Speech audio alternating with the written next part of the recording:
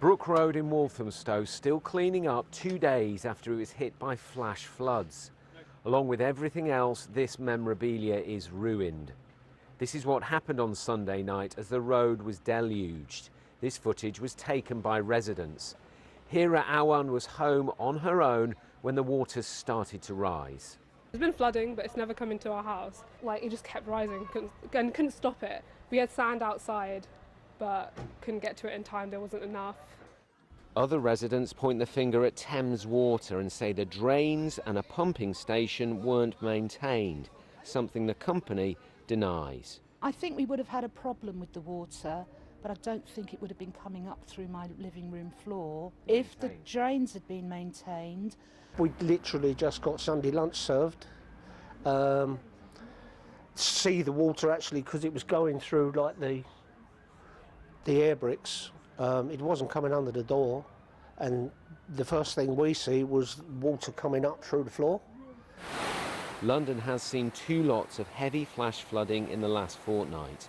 This was Pudding Mill Lane DLR station, as a month's rain again fell in just a few hours. At Hammersmith, the sewage system was overwhelmed, sending a fountain of contaminated water into the air. You can see here where the flooding came up to on Sunday night, and experts say these type of flash floods are going to become more common and more severe in the capital due to the warming climate. And they also say London's infrastructure has to be made more resilient to cope with these flash floods. Today the Mayor met with other agencies to try and mitigate the problem, although he admits his powers are limited.